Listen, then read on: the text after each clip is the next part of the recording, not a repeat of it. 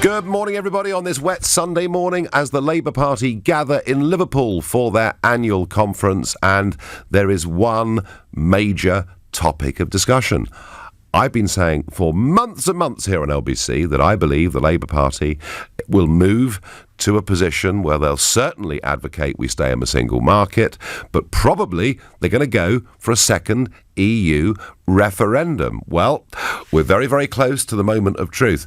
Earlier on this morning, Andrew Gwynn, Shadow Secretary for Communities and Local Government, was speaking on LBC to Andrew Castle. Of course, we've got to have the debates and the votes on it this week, and I have the misfortune of being interviewed before we've had those. It's not our position to have a second referendum. Actually, the people's vote that we want to have is a general election. But of course... but will you respond to the members who do want, as Tom Watson and Jeremy Corbyn have said, will you respond to Labour Party members? Well, of course, we're a democratic party. Well, 86% of them want a second vote. And I'm sure 100% of them want a general election. Conference will come to a view. That will then have to be discussed and debated by Shadow Cabinet. Keir Starmer, who leads on Brexit issues, has said that should the government come forward with a no-deal proposal, or a proposal that is not acceptable to Parliament, obviously the people's vote we want is a general election, but nothing's off the table. But there are a lot of questions to be had about a people's vote, not least what would the question be? Would it be on a deal, or would it be a rerun of the 2016 referendum? Now, Andrew Gwynn there, classic of where Labour have been for the last 18 months. Ask them a straight question and you don't get an answer of any kind at all. It sort of worked pretty well for Corbyn, actually, in the general election of 2017, where he managed to get Remainers in London overwhelmingly voting for him and Leavers in the north of England voting for him by not being clear on where they stood on much of this. Here was Tom Watson, Deputy Leader, speaking to Sky News in the last 20 minutes. Well, we decide our manifesto in the first few days of a general election, and there are a lot of things you need to factor in. The prevailing economic climate, the whole other packages in there. It seems to me inconceivable that if the Labour Party democratically decides, the Labour Party Conference decides it wants a manifesto pledge on a people's vote, that we would defy that decision. But I'm already in the boundaries of talking hypotheticals with you. I think we need to have the debate at the conference and see what our delegates decide to do. So nobody wants to commit at all because they don't want to be seen as going against the will of the people in a referendum. They fear that would make them very unpopular out there with many, many Labour voters. But if the Labour Party itself wants a second referendum, they will go along with it. And the Labour Party itself, well, it's a very different Labour Party to years ago. Years ago, of course, we had people like Tony Benn, people like Michael Foot. The old left of the Labour Party were fiercely Eurosceptic. They were opposed to us joining the common market back in the 1970s. They even fought the 1983 general election on a manifesto of withdrawal from the EEC. But the new left of the Labour Party, the new Momentum-style Labour Party, they believe that Brexit was a mistake and we should stay part of the European Union. Quite how this ties with their tradition of grassroots democracy, quite why they want people like Mr Tusk, and we saw his vile behaviour against the Prime Minister at Salzburg, and I don't care whether you're a Theresa May supporter or not, the thought that the leader of our country was treated like that by an unelected bureaucrat I thought was pretty disgusting. But that aside, the Labour Party membership favour EU membership, and they now want a second referendum. And there's a piece of YouGov polling, and it's out in today's Observer, and I have to say it is pretty overwhelming. 86% of Labour members that were polled want Labour to commit to a second referendum. And Jeremy Corbyn's no fool. He's not going to go against his party on this, despite the fact he's been a Brexiteer himself for 30 years. He also knows that the Parliamentary Labour Party is very much in favour of this too. So Corbyn has said he would back a second referendum if Labour members demand to do so at his party conference. Folks, it's an absolute slam dunk. They are going to vote to adopt a second referendum position. Now, my experience of leading a political party is that sometimes what your own activists want, what your own internal party wants, may make them feel very good about themselves, but doesn't necessarily translate more broadly to people who vote for a party. Activists, political activists tend to have slightly different priorities to ordinary voters out there who are not obsessed and absorbed by politics. So I'm going to ask you, will a second Brexit referendum as Labour policy make the party more electable? And if you think, yep, the Labour members feel that way, the country is feeling that way, call 0345 6060 973, or maybe you think, actually, if Labour do this, there'll be a lot of Labour voters who'll never vote for the party again, in which case text to 84850. And tell me, would a second referendum be good for this country, do you think? Let me know your thoughts by tweeting using the hashtag Farage and LBC at LBC.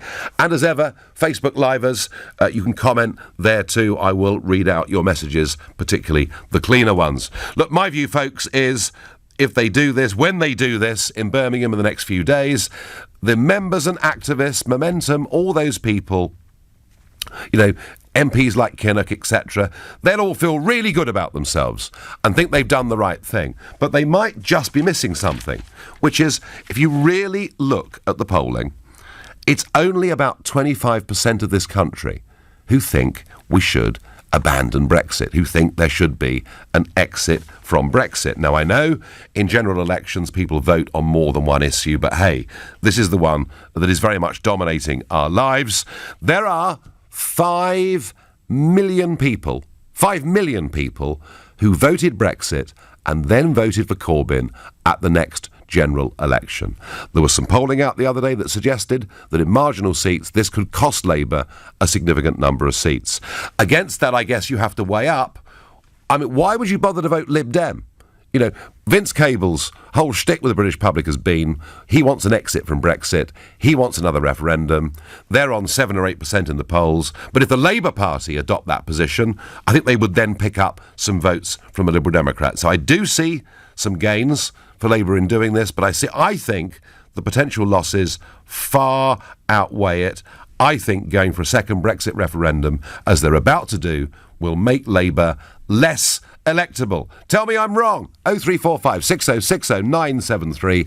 And of course, every Sunday morning across all forms of media, there are innumerable radios, shows, television shows, where you can see journalists interviewing politicians, or more likely journalists interviewing journalists, and talking amongst each other in the Westminster bubble. But at LBC, what matters is what the public think. And I'm going to go to Peter in Wimbledon, a regular caller to this show. And Peter, you've always been quite a strong Remainer, haven't you? Absolutely correct, yeah. Yeah, so do you think this move makes them more electable? I think they've been quite clever. They sat on the fence for quite a while, as you rightly pointed out, thinking which way the public mood's going to swing. And that's basically the danger of politics in this time, is that Jeremy Corbyn is seeing that public is waking up to the dangers of Brexit, and he is going to be offering the solution. And he himself, as you rightly said, is deep down Brexiteer, even though publicly he would never say that. For me, as a Remainer, the biggest danger is that we will crash out without a deal, and most likely will damage the economy of the country so badly for the generations to come. And I voiced an opinion of one of the leading Brexiteers, one on your side, who said early on that democracy ceases to be democracy if it can't change its mind. So if a lot of our politicians can change their mind, why are you, Nigel, so against all these people being able to change their mind in light of new facts? Well, Peter, I would say, you talk about no deal. Well, there is no such thing as no deal in a sense, because, we have an established form of rules across the world by which most global trade is done, and they are the WTO rules. So I would say, Peter, in answer to you, no deal, no problem, although I'd much rather us have a simple free trade deal with our European neighbours, something that they've been saying for the last 20 years we could have. We can argue, Peter, for or against. In terms of, in a democracy, changing your mind, we haven't even Brexited yet. We have to fulfil the will of the people first, and if a few years down the road people say, hey, this isn't working, maybe in 10 or 20 years there's an argument for a second referendum. To me, Peter, the danger of a second referendum is it will destroy people's faith in the whole democratic system of this country. So I feel very strongly that way. But Peter, here's the problem, right? Getting back to the question, as opposed to the debate over Brexit, where you and I will never agree, but we do so, I hope, in a fairly civil manner. Here's the point, Peter. You are convinced of those arguments, and I understand that. But it really is only about 25% of the country that really do not want Brexit to happen. And when it comes to wanting a second referendum, well, about 40% say, yeah, OK, let's have a second referendum. But quite a significant number of those, Peter, are Leave voters who are happy to vote again. How does this electorally help Jeremy Corbyn unless a lot more people come to your point of view?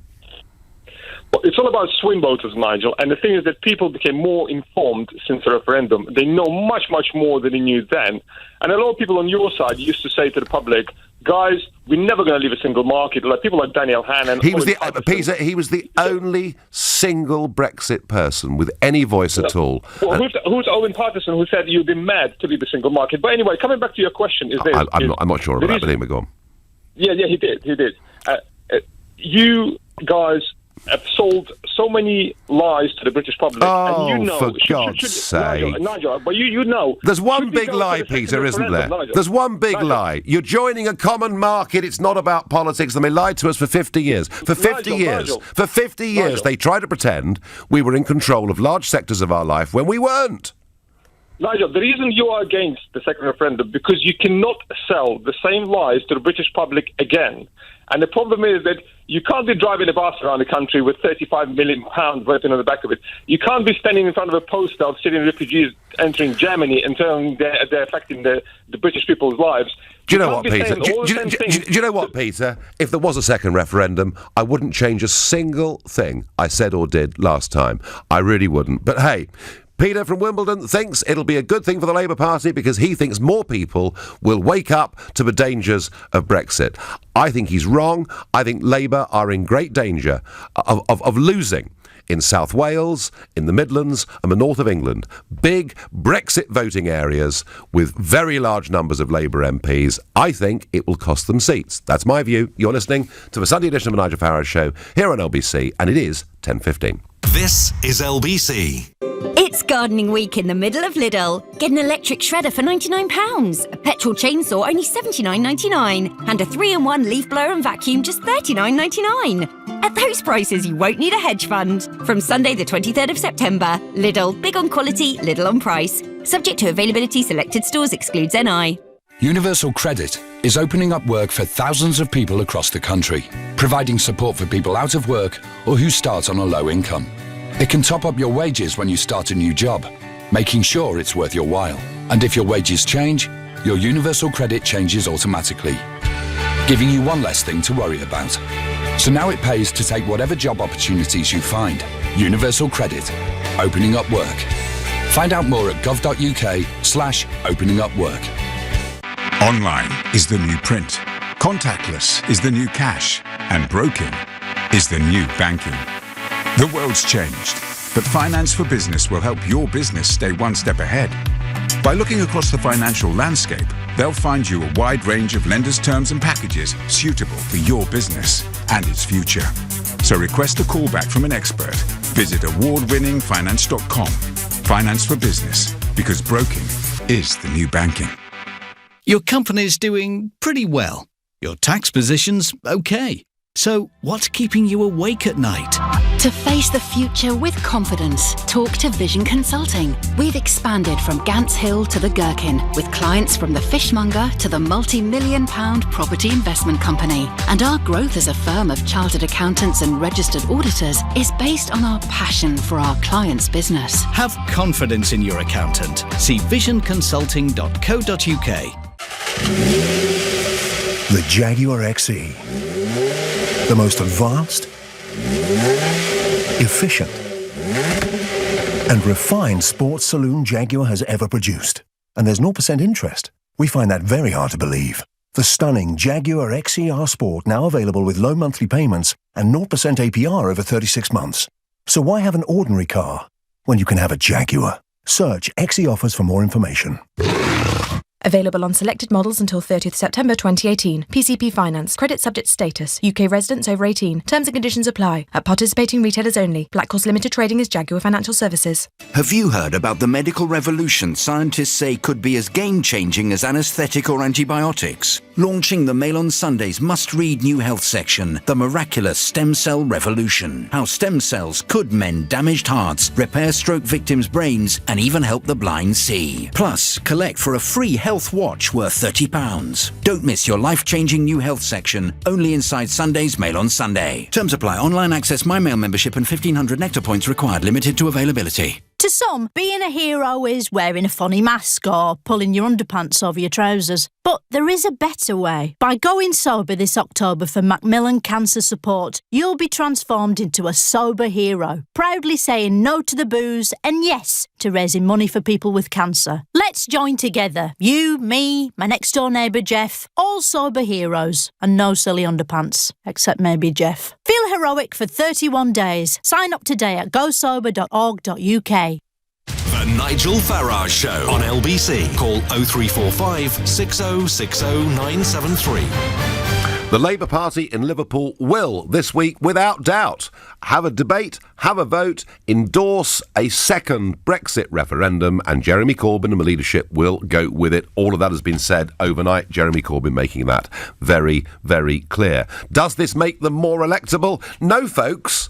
They will be betraying 5 million Labour voters who voted for Brexit, not for the chance to change their minds. Paul on Facebook says, a second referendum equals fake democracy. Andy on Facebook says, I can't believe people think we should have another vote to stay in the EU. We already had a vote. Pompous lunatics. And Philip in Whiteleaf. Now, this is interesting. Nigel, I'm a Labour Party member who voted for Corbyn, but if they go for a second referendum, I will tear up my membership. Philip, there may not be many members of the Labour Party who do what you intend to do when this happens this week, but I think there are lots and lots of Labour voters. I was in Bolton yesterday and in some of the suburbs of Bolton. Big, solid Labour areas, just one Tory MP in the whole of that conurbation. And believe you me, they will not be impressed by a Labour Party that they see to be led from North London that wants to reverse the Brexit vote. They really won't. Staying in the North West, I'm going to Manchester, speaking to Graham, who is a new caller to this show. Good morning, Graham. Morning, Nigel. So, are you a Labour man, Graham? I'm not a Labour man, no. Okay. I'm absolutely not. I'm a Tory. You're a Tory, and what is your view? I mean, you know, you're living in Labour land up there. Labour have most of the seats in the northwest of England. Well, my MP is Graham Brady, so not really. Right. Yeah, well, there are some Conservatives, but overwhelmingly... Yeah, they are, yeah. Overwhelmingly, it's Labour. Yeah. And some of those majorities in those seats are not that big. Does a second referendum make them more electable or not? I think it makes them less electable, but the question, the whole thing has become slightly idiotic, because the question is, how can Jeremy Corbyn say he would support a second referendum if he doesn't know what the referendum question is going to be? If the referendum question was leave on May's deal or leave on WTO rules, would he support that? And if he did, what are the 86% of Labour members who want a second referendum going to think about it? Well, the truth of it, Graham, is the driving forces in the Labour Party behind this, as indeed in the Liberal Democrats, they want to reverse the referendum result. They want us to stay as members. That's what's driving this, isn't it? Well, yes, it is. But who's going to decide the question in a second referendum? Oh, they haven't got to that yet. No. Well, but that's little detail. That little detail is so idiotic, because how can he support a second referendum if they've not decided what the question is going to be? Because his party want to reverse Brexit, Graham. That's what this vote will say, isn't it? So if a second referendum was agreed upon, and the second referendum questions were leave on May's deal or leave on WTO rules, is he going to support that? No, clearly the Labour Party would not support that. But he just said he's going to support a second referendum. Yeah, well, the common denominator behind everybody calling for a second referendum, Graham, is they want the option for us to stay in. Some have proposed 3-part questions, etc., but they all want the option for us to stay in. And I think, particularly in areas like the North West, this would cost Labour votes. As a Leave voter, I wouldn't object to a second referendum if the options were to leave or to leave without a deal. Yeah, I know. It's not very likely our political class, Graham, are going to give us that. But who is going to decide the question? Well, ultimately, the government, the House of Commons, and the Electoral Commission. So, we're not going to get the choice you want, Graham. If we do have a second referendum, there will be an option to stay in the European Union. Of that, I'm sure. Graham, I thank you very much indeed for your call. Andrew, who is new to this show, is calling from Northumberland. Good morning. Hi, Nigel. Great to speak to you. Good morning. Welcome. Hi. Well, let me just preface my comments by saying, I'm have been a lifelong Labour supporter. Yes. All my family were, but I would say real Labour. The Labour of Tony Benn, Peter Shaw, all those great figures from the past. Yes. Momentum's Labour, to me, is not Labour. And that's why I won't vote for them at the moment. But to answer your question... Andrew, just 1 second. Do you see the new Labour Party, not Blair's, but this new Labour Party that you've talked about with all this dominance from Momentum, etc., do you see it as a very London-dominated party now? Absolutely. I do speak to some people in the north and northeast who are Labour supporters, but they are overwhelmingly very well off, live in nice, very nice houses, with professional jobs. They do not represent the ordinary working man. Certainly not in the north of England, and I don't believe in the south of England. But I'd like to answer your question. Will this make Labour more electable? Yeah. Well, I think it will have the opposite effect, and for this reason. I think Theresa May is a dreadful Prime Minister. I think she's cocked up Brexit in a I don't know whether it's willful, but she's a terrible Prime Minister. But I think it gives her the golden ticket, because she can then say, yeah, you vote for us, you're voting to uphold democracy. If you vote Labour, you're voting for anti-democracy. Yes, I mean, actually, Andrew, if the Conservative Party was united around a Brexit position, it would literally be a golden opportunity for them, wouldn't it? It would. I mean, I can't remember the film, Nigel, but one of the Clint Eastwood films, I think there's a line in it where it says, where Clint Eastwood says, "Go on, punk, make my day." Make my day, yeah, absolutely. And I think Theresa May and the Conservatives will be absolutely welcoming this quietly, with open arms, because it will give them, and it would be, you either, if you believe in a democratic, democratic political system, you vote, you don't vote for the Labour Party. If you believe in that you're ruled by an elite, kind of semi-fascist elite, then you vote Labour. Would you, Andrew? Would you? And by the way, at 11 o'clock, folks, we're going to discuss Theresa May and what her next move is, because if she wasn't on this checkers kick, she could actually begin to unite her party, I think. But assuming, Andrew, the Conservatives were able to find some sense of unity, could you find yourself, and you've said, you come from a Labour family, could you find yourself on this Brexit issue particularly, could you find yourself voting Conservative? If she checkers, you see, Theresa May is all words so far, no action. No, but I'm taking the assumption, and it may be wrong, but I'm taking the assumption that she comes up with a much clearer Eurosceptic position for a clean break Brexit. Could you, in those circumstances, as a Labour man, find yourself voting Conservative? Yes. Okay. If I really believe it was a clean break and she took the money off the table and said, right, we're going to actually go with, democratic decision, and then maybe offer a referendum down the line, 10, 20 years. Okay, Andrew, listen, thanks for your call. Great call. Interesting. I think, folks, there are lots of people like Andrew in South Wales, the Midlands and the north of England. They come from Labour families. They've been Labour voters. They supported Brexit. I think if the Labour Party go for this position, and it's a huge if, given the Conservative Party are probably more divided at the moment than they've ever been in their history, but if they were able to unite around a clear position, there are lots of voters like Andrew that I think where you would see marginal seats in those three big regions going from Labour to the Conservatives. That is my contention. Valerio is a new caller from Bracknell. Good morning. Good morning, Nigel. Thank you very much for taking my call. I would like to tell you that you are probably one of the best public speakers in the planet. Well, that's extremely kind of you, Valerio. Thank you. That's cheered up my Sunday morning no end. But as to the question, by adopting a second referendum, does it make Mr Corbyn and the Labour Party more electable? What do you think? I do not think so, for the reason that Corbyn wants to appeal to a lot of blue collars, working class people who massively supported Brexit. Yes. And if he does go for a second referendum, then all these people will feel betrayed. I think it would be a boomerang for him. So, isn't it funny? I mean, the Labour Party traditionally have been the working class party of this country. It's almost as if, Valerio, isn't it? The new membership don't really represent traditional Labour voters.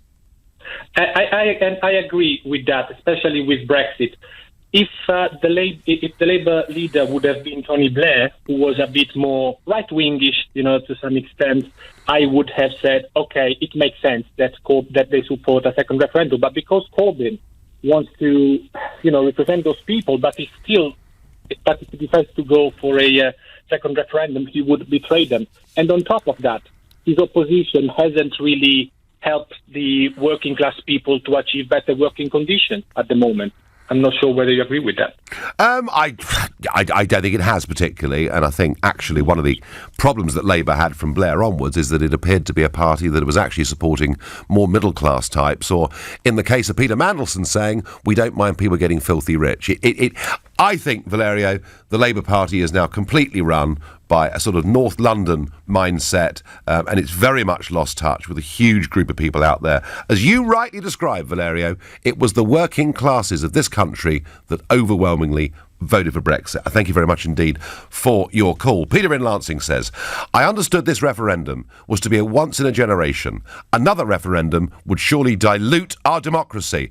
Peter, as I say, I was up in Bolton yesterday on a platform, and I was there with Kate Hoey, lifelong Labour supporter, been an MP for 30 years, and one of the comments that was made is if Tony Benn was still alive, he'd have been on that platform yesterday afternoon. His central point about Europe was the problem was it diluted our democracy. Do those arguments still matter to Labour voters? Maybe not at the conference at Liverpool, but out in the country, I believe they do. You're listening to a Sunday edition of Nigel Farage Show here on LBC. It's now 10:30 and time for the news with Philip Chrysikos. Labour Party members are divided if they should vote in favour of a second referendum or a general election over Brexit.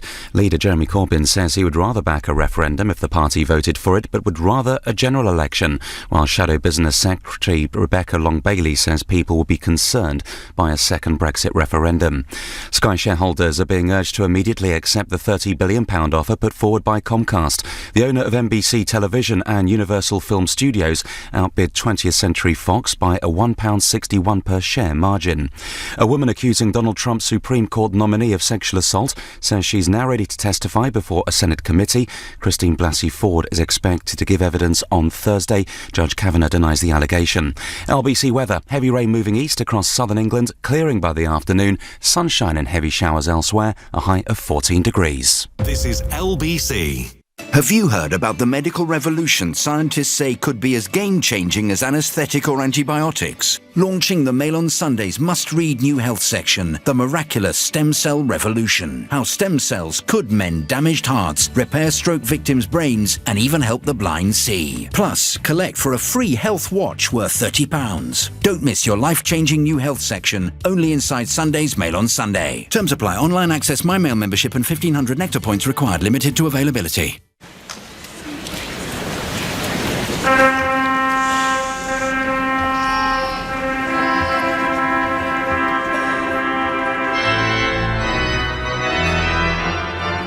This is the sound of the Walker's wedding in Oxford. Only a bouquet's throw away from a Holiday Inn hotel. What are you doing this weekend? It all begins at holidayinn.com.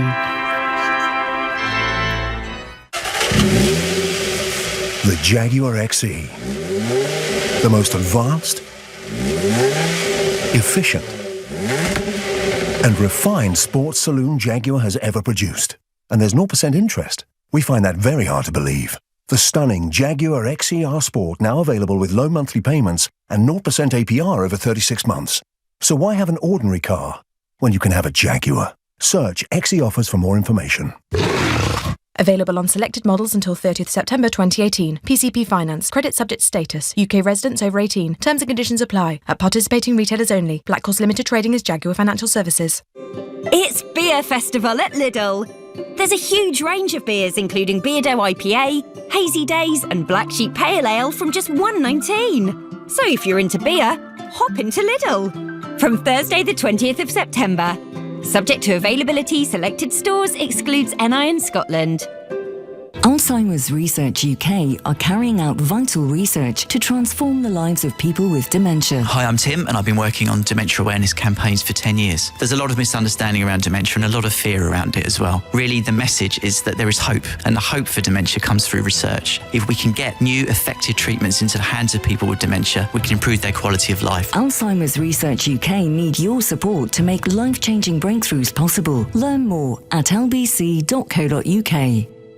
Catch BT's stellar biggest ever mobile sale before it's gone. If you've got BT broadband at home, we've got exclusive offers for you. Grab a sparkling deal on a range of SIMs or get quadruple data on some shiny new handsets. And if you order online, you'll get a reward card to treat yourself. To catch our biggest ever mobile sale, you'll need to be quick. It ends 27th of September. Search BT Mobile today. BT, be there. Reward card exclusions apply. For claim terms, see bt.com/claimmyreward. The last thing you need in London is more stuff. The London Storage Vaults are in an underground vault near Oxford Circus. It's self-storage that's convenient, climate controlled and completely safe. Ideal for everything from sports equipment, stock, furniture or artwork, with free collection from Zones 1 and 2. There's 24/7 access and prices start from just £10 a week. London Storage Vaults, the future of self-storage. Visit londonstoragevaults.com. Terms and conditions apply. This is LBC, the Nigel Farage Show. Call 0345 6060 973. Text 84850. Tweet at LBC using the hashtag Farage on LBC. The Labour Party are gathering in Liverpool for their conference, and it's pretty clear there's going to be a debate and a vote on whether the Labour Party should go for a second EU referendum. Overnight polling from YouGov shows us that 86% of the Labour Party members who were polled want that second referendum, and Jeremy Corbyn, despite having been very clear in the lead up to the general election that we were leaving the European Union, we were leaving the single market, is in such a position that there's actually nothing he can do if his party conference votes that way, if his MPs feel that way. And he said overnight in an interview in the Sunday Mirror that he would back a second referendum if that is what Labour members wanted. He was made leader to empower the membership. So we are on the verge of what I see as a huge betrayal by Labour of everything they've said about this referendum from 2016 onwards. I'm asking you, does this help their electoral prospects or not? I think it damages them in a big, big way. Before that, you may have seen Sky News. There's been a bidding war for Sky News. Rupert Murdoch, of course, holding a huge stake in Sky News, but the controlling stake was up for sale. And the story we had for months and months and months is that Murdoch wanted to buy the rest of Sky News. And that led to a company called Comcast coming in to do the bidding. Now, I'm going to bet that not 1 in 100 of you have even heard of Comcast before the last 2 days. So let's talk about who they are.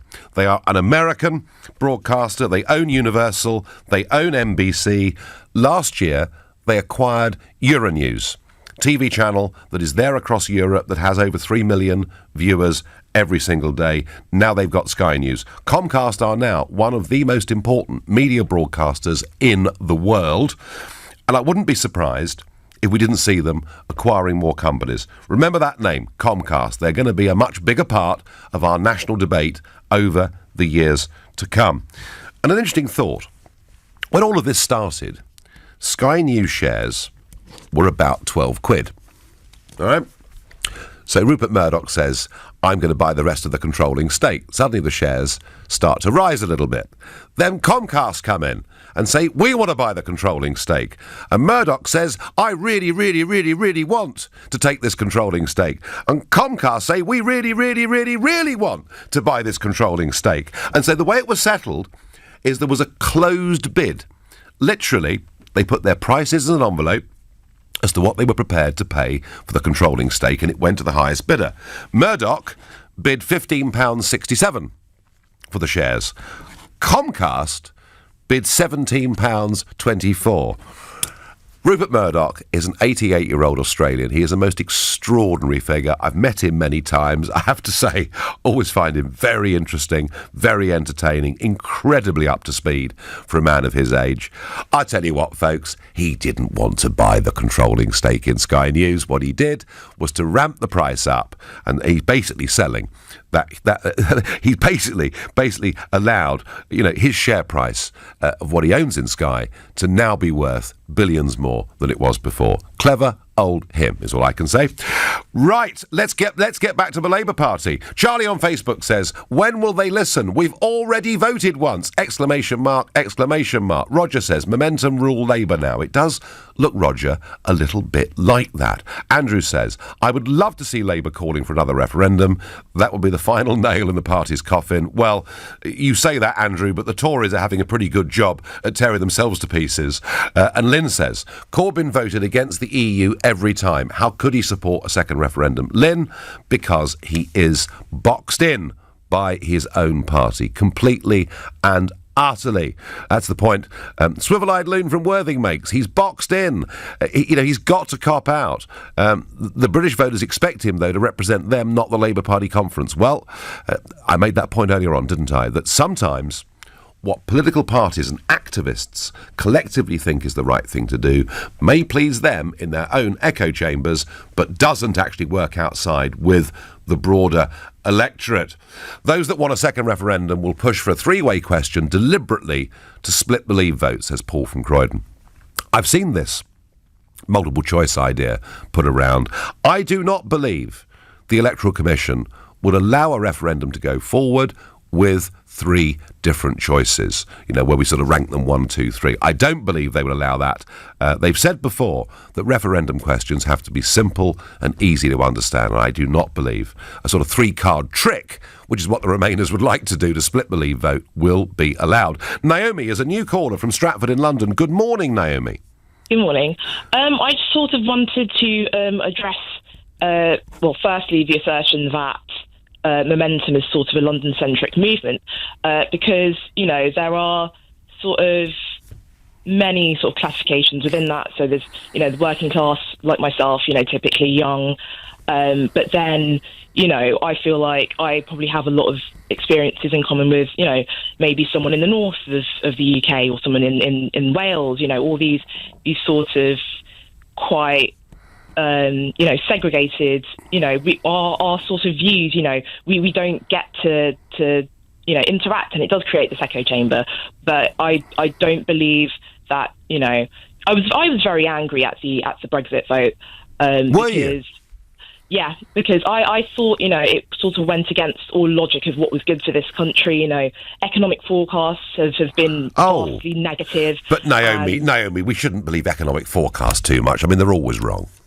Yeah, but then there's experts who have, years of knowledge, and is it not sort of right to inform ourselves? I just don't think the dreams that the people, maybe in the north of England, in Wales, the dreams that they were being sold were, sort of untrue, completely untrue. They were baseless, and I think that's completely wrong. And I think the basis of the Leave campaign was very, very, very misleading. Naomi, the basis of the Leave campaign, and I've been on the Leave campaign for 25 years, right? And I was part of a party whose main name was Independence. Yeah, but now there are people who are saying that if I knew what I know now, then I would not have voted Leave, and it's that sort of quite important point that it's you have to vote and you have to know what you're voting for. Which is why it was a vote. It was a vote to leave political union. Do we stay part of political union? Yeah, but you know, or do we vote? Hang on. Or did we vote? Or did we vote to be? It's not just Naomi, hang on. Let's get to the central point here. You know, there are some that believe we're better off economically, strategically, and globally as part of a political union called the EU. There are others of us who believe we should be independent. And the point that I was making about the Labour Party over decades is the mystery to me, Naomi, perhaps you can help me, is why would Labour members want so much of the power over how we live our lives in this country to be with unelected European commissioners? But then again, what exactly, goes against our interests? What in any of the EU directives goes against our interests? You know, is it really a dictatorship in the sense that it's being made out to be? I just don't believe that at all. Well, they have the sole right. They have the sole right to propose law. Naomi, look, that's the argument about democracy. We could expand it at another time. You were angry at the Brexit vote. Okay, I hear that very clearly. Do you think that by the Labour Party conference going for a second referendum, it makes Mr. Corbyn more electable?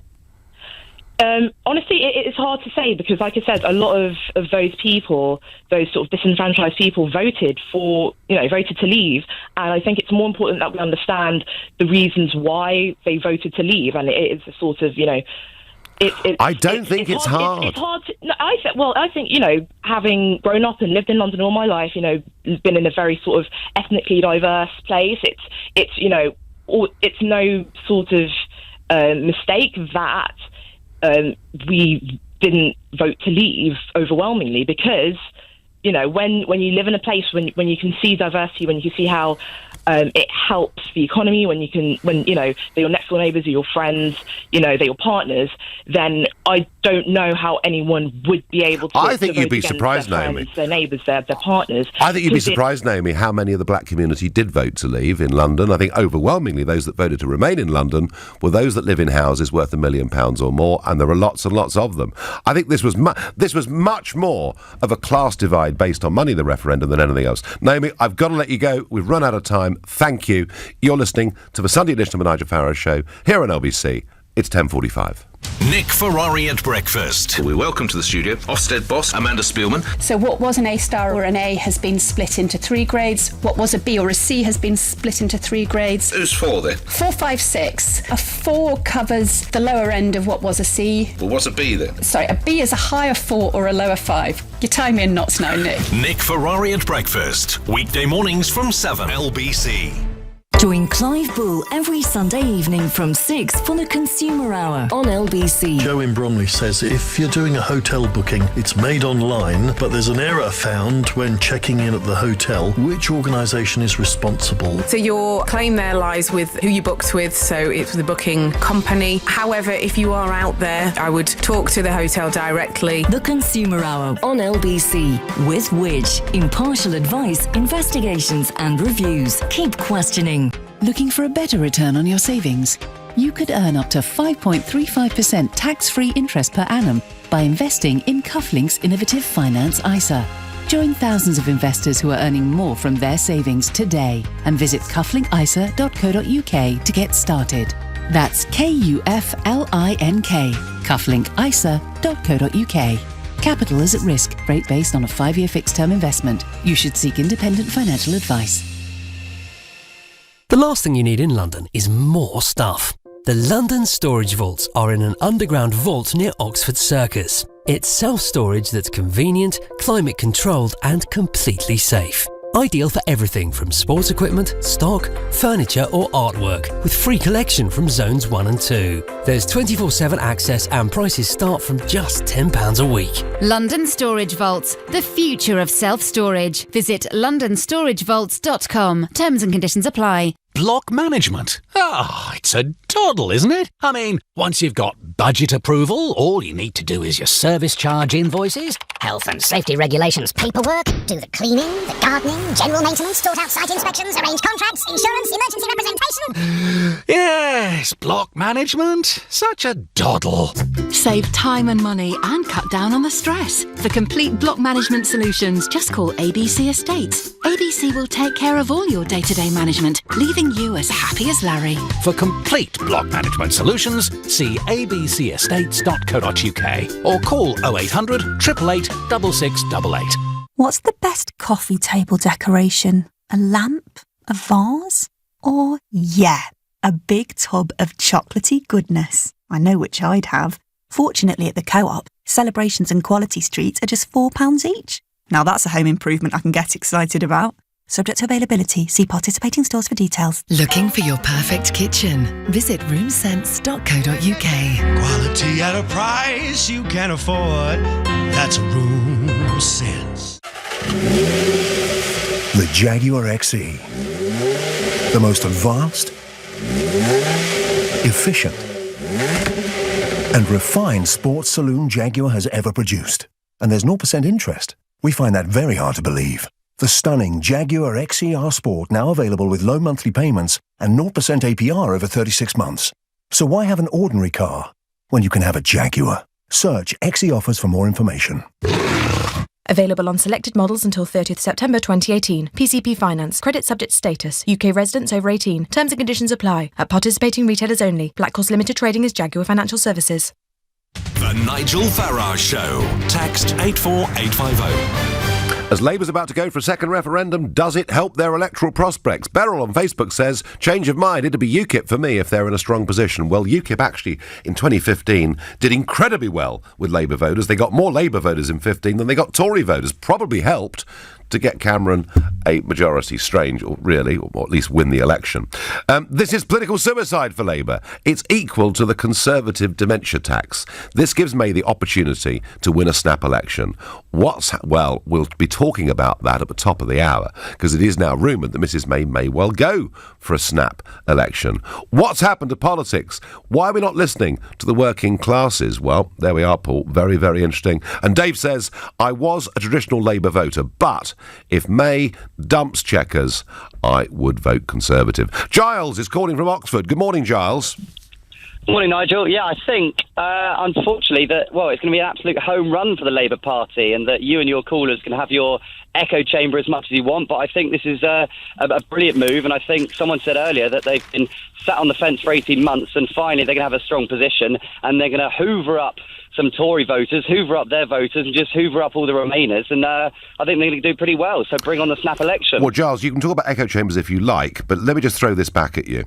You know, polling in the Sun newspaper today, when people are given all the choices on Brexit, it's only 25% of the country that actually wants an exit from Brexit. That's it.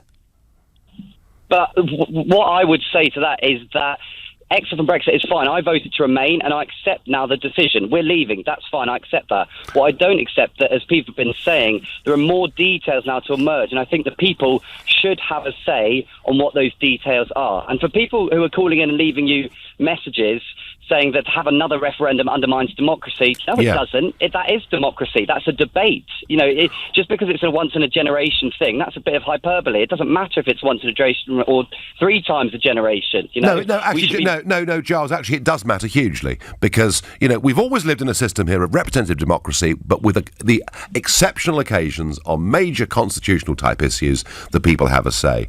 And to, even before Brexit has been pushed through, be attempting to make people vote again is an outrage, Giles. Well, people voted to leave. That's fine. We accept that, and I accept that. That's absolutely fine. But no one really knew. You didn't know. No one knew what the outcome of that would be. You're right. We're months away from this happening, and we can see some of the consequences that will be happening, and then amplified once we leave. You know, economic damage and all of these things. We'll be a great country, independent, respected around. Giles, we could argue this both ways. You know, you could say it's going to be a bad thing. I can say it's going to be a very, very good thing. Giles, isn't the point? And you say you accept we're leaving. But those that are pushing this motion at the Labour Party conference want us to have a referendum where we have the option to remain in the European Union. Isn't that the point? Well, have they said that? Have they said that categorically, or Yes, have they said they will be open to a people's vote? Every single person who is pushing the people's vote wants the option to be either we accept the deal or we remain. That is what they're pushing for. I think they're just going to test the water. They'll realise that yes, absolutely, people would flock to the Labour Party regardless of their previous politics. But who? Who? But every Remainer ever will flock to the Labour Party. The Tory voters who are fed up with Mrs May and her dancing in Africa will flock to the Labour Party. Well, all right. OK, her dancing didn't win her any votes. I mean, I'll give you that, Giles, absolutely. But Giles, surely 48% voted to remain. But of those who voted to remain, a third of those, quite consistently in the last 2 years, say, look, we've had a vote. We respect democracy. Can we please just get on with Brexit? I just don't see where this vast number of voters comes from. Well, I'd say, get on with Brexit, that's fine. But if Mrs May is really preparing for a snap election, then bring it on. Absolutely bring it on. See what happens. All right, well, do you know what? It may come to that. Giles, I thank you very much indeed for your call. Let's go to Kevin, who's calling, another new caller to this show. They're all new callers to this show, and he's from Wainfleet in Lincolnshire. Kevin, hi. Hello, Nigel. Couple of questions. How many Labour members were actually asked about, do they want another referendum? And also, I'm a GMB member, yep. And now I found out that the GMB support a second vote. Well, nobody asked me. I pay my money each month. Nobody came up to me and said, I suggest you complain, Kevin, to the GMB. I have complained and all. I'm pushed from pillar to post. I mean, and that's democracy, is it? In my union, unbelievable. Another thing I wanted to ask you is the word "people's vote." It all sounds so nice and snug. I know. It should really be called the death of democracy vote. Well, Kevin, you obviously feel very strongly about this. Oh, definitely. And if we do have this death of democracy vote and the Brexit people win it again, someone needs to pin Nick Cable down and say, right, tell me, Nick, what will you accept? 60-40 win? No, Kevin, they will never accept it. They never, ever will. And, of course, these globalists, these pro-EU people are used to having their own way. They made the Danes vote again after a referendum. They've made the Irish vote twice after a referendum. The big bullies have always had their way. Kevin, let me ask you something. Have you always voted Labour? No, not always. I voted UKIP quite a few times. I'm one of the. I live in an area in Lincolnshire which is staunch Conservative. Yeah. So whatever I vote, it doesn't count. But I always make sure I vote. I always vote for an independent, UKIP, but it's always going to be a Conservative up here. I mean... I get that. But in other parts of the country, Kevin, there'll be people who are members of the GMB like you are, yes, who probably always voted Labour because they didn't want the Tories to win the seat. If Corbyn accepts this party vote, which he said he will, to have a second referendum, isn't that going to damage their prospects of winning? Yes, because I've spoke about this at work with a couple of Labour supporters, and they've said that they would never vote Labour again. No. Never. They voted to remain, but they've accepted it, and they said we didn't like it, but two of them that I've spoken to have said they wish they had voted to leave. They said after they've seen the way that we've been treated... Well, isn't that the point? Isn't that the point? What a bunch of gangsters, Kevin, aren't they? They're a bunch of gangsters over there. Well, basically, yeah. I mean, they've trying to hold us. I just wish Mrs May last week had said, do you know what? That's it, we're off. Ta-da. Yeah, we're off. Well, I'm pretty sure you would have had Tusk and his little entourage running after us saying, oh, please, no, stop, because we've got Mr BMW on the phone at the moment and he's worried about his car sales. Kevin, great call. Thank you very much. Do call. Again, Kevin there, GMB member, saying there are others in his union who do not feel good about this.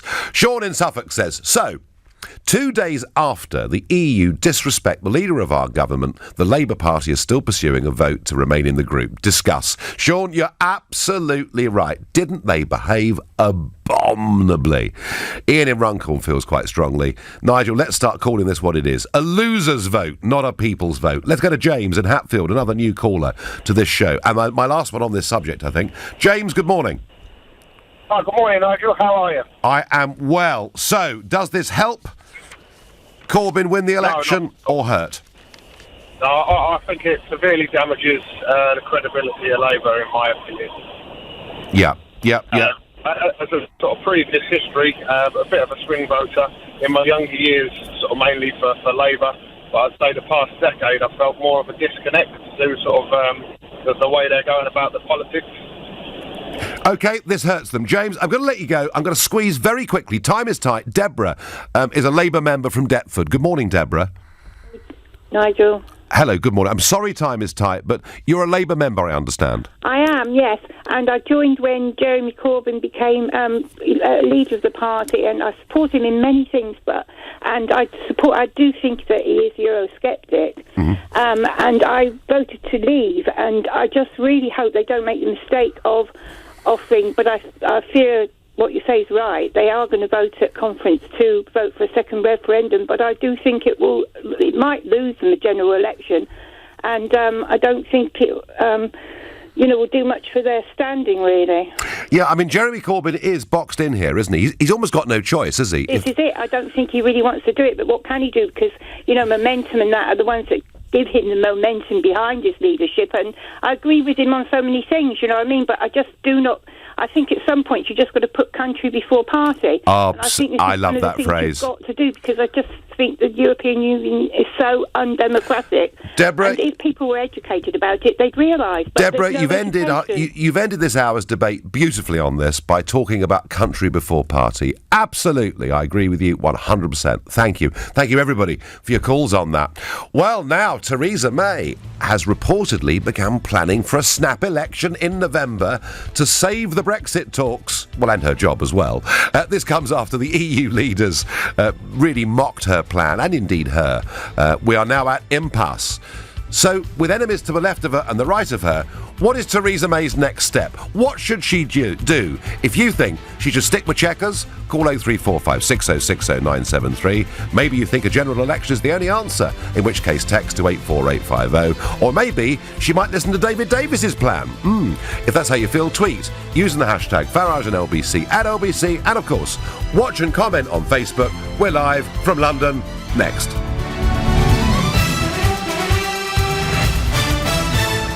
On your radio, on your phone, and here. Play LBC. Leading Britain's conversation.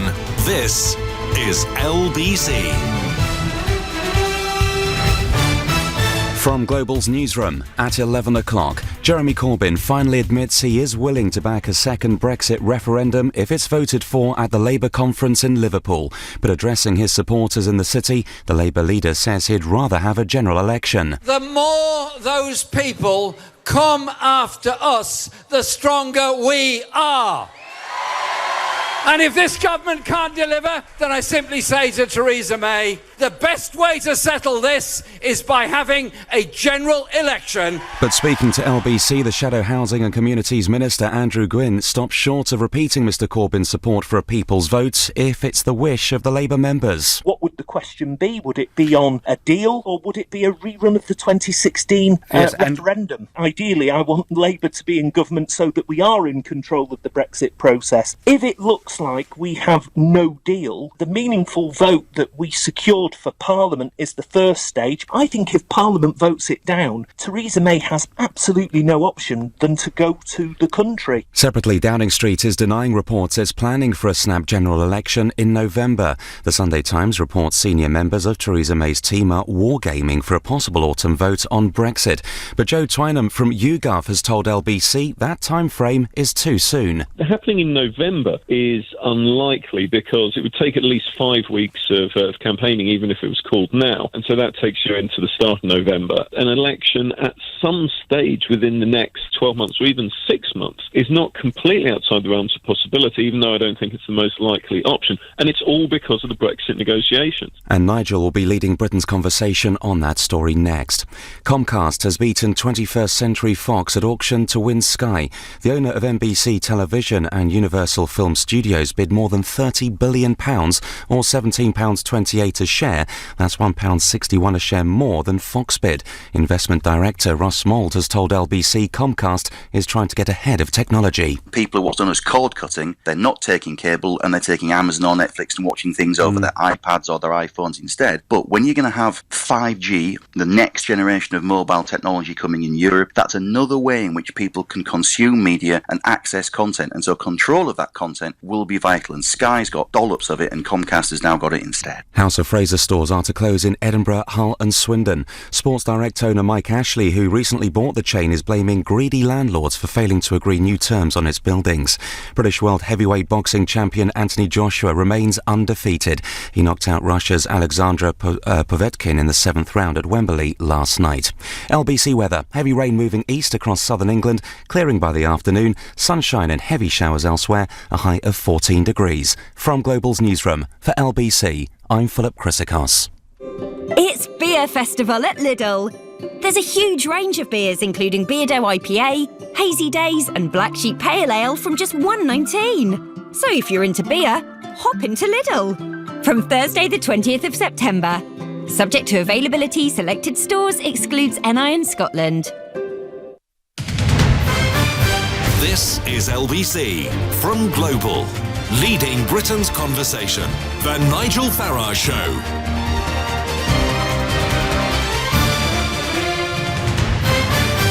I wonder how Theresa May's feeling this Sunday morning. I mean, she came up with her Chequers plan.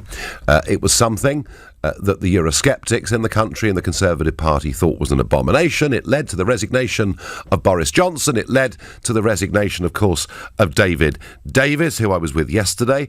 And then she thinks, well, it'll be okay, because at least Brussels will accept it. And we began to get one or two slightly warmer noises coming from Brussels. And then she goes to Salzburg, where she is openly and publicly insulted. You know, the photograph of all the men in suits and her on her own on the outside, the extraordinary Instagram that was posted by this Donald Tusk fella, cake but no cherries on top. I mean, they just could not have been ruder to her, nastier to her in every single way. They came across as the gangsters that I've often thought them to be, and for her it was humiliating. She genuinely, at that press conference, I thought on Friday, looked wounded. She came back, of course, with a press conference in Downing Street where she said, we have treated them with respect. It's about time they treated us with respect. And suddenly the Saturday newspapers sort of paint her out to be Boadicea. But the truth of it is, she's in a really, really tight spot. She appears strongly to be sticking with her Chequers plan, which I believe keeps her sort of half in and half out, is leading to a massive rift within her own party, and it's clear is not going to be accepted by the European Union. She's in a bit of a hole. And then this morning, front page of the Sunday Times, we get May's team plot, snap election to save Brexit. It's reported here that a telephone conversation took place between a couple of Tory party workers, and the question was asked, what are you doing in November? Because I think we're going to need an election. So is a general election the best thing for her? Could she, particularly, bear in mind what we've just discussed, if the Labour Party plump for a second referendum option, could she then call a snap election and say, the only way you get Brexit is with me? That could be enormously powerful in the country. At least it would be if the Conservative Party had a clear position on Brexit. I was very struck this morning by a letter that I read in the Sunday Telegraph, which kind of summed up, I think, where many, many Tories are. Dear Sir, Theresa May has indicated that she is standing by her Chequers plan, and she also says she will respect the referendum result. Unfortunately, these two statements are mutually exclusive. Well, that is how people feel. People want, overwhelmingly, 75% of Tory voters are strong Brexiteers, but they do not want Chequers. So what should she do next? Should she, folks, chuck Chequers, or should she go for a snap election, particularly if Labour decide they're going for a second referendum? She could win that election, but actually take us towards the softest of all soft Brexits. Now, the most interesting comment I've seen this morning from anybody in the Conservative Party is from Andrew Mitchell, Conservative MP for Sutton Coldfield. He was somebody who was a Remainer in the referendum campaign. I went to his constituency and did a big debate against Michael Heseltine. That was fun. And I've disagreed with Andrew Mitchell, but we've always been civil to each other in absolutely every way. He writes today, his comment piece, again in the Telegraph, he says, "I have never known a time of such deep division in the Conservative Party." And he goes on to talk about Chequers, and he says this: "Leaving the European Union as a rule taker is a recipe for misery, division and ongoing feuding, which would truly deliver for Britain the worst of all worlds and the humiliating failure of the momentous changes set in train by the result of our referendum." They are incredibly strong words from Andrew Mitchell, who, as I say, supported the Remain side in the referendum. And what he's saying is that actually, increasingly, people are thinking, excuse me, that David Davis's plan is the right one. So what is David Davis saying? Well, I was with him yesterday in Bolton. David is saying, and I have to say, I've been saying this night after night over the last few weeks as well, there is a lot of unity now amongst those of us that really do genuinely want to leave the European Union, and it's this: rather than waiting for them to come back to us, because that's what Mrs May said in Downing Street. It's up to the EU now to come back to us with proposals. Prime Minister, we've been trying that all the way through. It does not work. You know, the thought that they're going to smash the ball back to our side of the court, that's not where we need to be. It's about time we said to them, look, OK, Chequers doesn't work. We understand that. My own Eurosceptics don't like it. You see it as us cherry-picking from the single market. We're going to leave completely. We'll leave all the political parts of the European project, but we offer you, in return, a Canada-style trade deal where we buy and sell goods from each other without tariff, without us paying money, without free movement of people, without jurisdiction of the European Court of Justice. And I think that there's a good chance that they would accept that. Is that the way out? Is chucking Chequers what Mrs May should do? Or do you think she should call a snap election if Labour go for the second referendum option? Over to you. Nicholas in Rotherham, good morning. Hi, good morning. I joined the Conservatives a few months ago in the hope of a leadership challenge. Now, it doesn't look like that's going to happen, but I'll take an election anytime, as long as Mrs May is not in charge. She has took 2 years to do nothing, and now she's suggesting we do nothing more. We had the vote on. We had the referendum. We voted to leave. Then we had an election. We voted to leave. Yep. Are they going to accept it again? We're going to have another election. Oh, vote for us. We'll get you to leave, but we won't. We'll leave you half in. Or we can go to Labour. We'll just completely ignore everything from the last 2 years, and we're back to square one again. I mean, it goes round in circles. Well, Nicholas, if she uses a general election to basically get her Chequers plan through, I couldn't possibly vote for that, could you? No, not really at all. Chequers is not. It's not good enough. It's not even half of what I voted for. I mean, if they're doing anything, all they're doing is managing to annoy people more and more and more. I mean, the people I'd have in charge, I can't have in charge because of political differences. I mean, I'd put Guy Stewart in front of the EU and see what they do then, because they'd run a mile. Well, I'd put Donald Trump. I'd employ Donald Trump, I think, and send him over there for a couple of days. Too. I mean, that might sort a few things out. Nicholas, when you joined the party, you joined the Conservatives wanting a leadership challenge. Who did you have in mind as your potential leader? I'd like JRM. I know he won't do it. He doesn't want the job. But alternatively, I'd take David Davis all day long. Okay. The guy's brilliant. Yeah, I must admit, I'm a fan of David Davis. I am a fan of David Davis, and maybe, and, you know, some will argue, well, he's 68, and is that a bit old? But he's in pretty good nick, I would say. Maybe he'd be a good caretaker Prime Minister to get us through.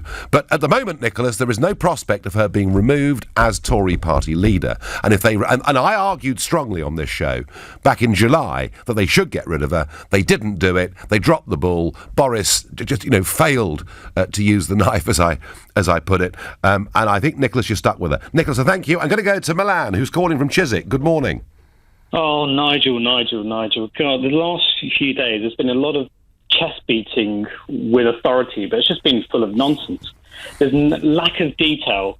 I mean, you were saying Theresa May was humiliated by the EU. You seem to have a short memory about how you stood up and started slating the EU, but Boris Johnson did that. Theresa May started to conquer and try to divide and conquer different EU ministers. The fact is that Chequers was not even on the table. It's a complete garbled nonsense. You have two options. You either have complete independence from the EU, or you have frictionless trade with the EU. You cannot have both. Some people will say, oh no, we'll go for a Canada-style free trade deal. That's fine, but you have to kiss goodbye to frictionless trade. You have to kiss goodbye. Why? No, come on, Milan. If you've got a free trade deal, that surely makes goods moving across borders very easy indeed, because there's no tariff to collect. Nigel, stop being naughty here. You know very well that free trade does not equal frictionless trade. You know that. Stop misleading the public now, Nigel. If there's no tariff to collect, where's the friction? It's about goods, the regulatory alignment of goods. So hang on. We at the moment are in full regulatory alignment with the European Union because they've been making our laws for 45 years. So there's no issue there either, is there? We have a say in the laws for our MEPs and the elected members of the council. It's not them making laws, it's us making laws. Whoever makes the laws, that's not the debate we're having here. What I'm saying to you is, we could do a Canada-style deal immediately if the European Union wanted to, and I'm certain European companies want to. It's very much in their interests, because there wouldn't be any issue over regulation, would there? No, but Nigel, you're missing the point. Free trade does not equal frictionless trade. The reason we have frictionless trade is because we're in the single market. And so we have goods that align regulatory. So what should Mrs May do, Milan? What should she do? Mrs May, if she... I would just get her a book and study on the basic matters of Brexit. What she should do, if she was to save her career, is to say, look, I've made a massive mistake. I've made failure after failure after failure. Let's go for a Norway-style model to get us over the line, and then kick the can down the road, and then in the transition period, have a discussion on what happens at the end of 2020. So go for European Economic Area as an easy way out of full membership of the European Union, yeah? Well, to make it as a... Okay, no, there is logic in that argument, absolutely. My big concern with it is it wouldn't deal with freedom of movement. That would lead to huge anger amongst Brexit voters. And I wonder, having gone to EEA, whether we wouldn't be stuck there forever. But there's logic to what you say, Milan. Thank you. You're listening to the Sunday edition of the Nigel Farage Show here on LBC, and it is 11:15. This is LBC. An amazing kitchen, an amazing bathroom, an amazing hallway. At Amazing Tiles, our range of porcelain, ceramic and bespoke tiles can make any home amazing. Right now, buy 5 metres or more of plain tiles and get a third off the retail price. Visit our showroom and warehouse at Park Royal Road, London, or call 0208 83 84 900. Make your home amazing at amazingtiles.com. Based on Sarah Waters' best-selling novel and from the Academy Award-nominated director of Room, critics are calling The Little Stranger a spine-tingling drama. A long time ago, there was a child here. Susan died before I was born. Deliciously dark and mysterious. Will be explained. How innocent you are. Superb. One of the year's finest films. 5 stars. What happened next is a mystery to me. The Little Stranger. In cinemas now. The PTA Car Booters. Volunteers teaching Gran about computers. Local heroes coaching kids in sport. Charity champions collecting for causes they support. PayPal lets charities and not-for-profit groups raise funds online and in person. Adding a donate button to your website is easy. And our contactless card reader lets you collect more than coins, with no recurring monthly fees, just a fee per transaction.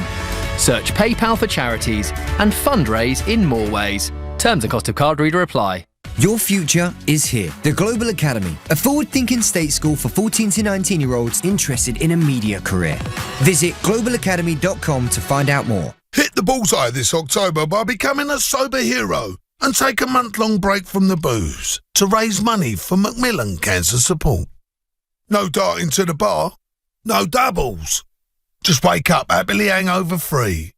Gain maximum respect and know that you'll be helping to change the lives of people with cancer.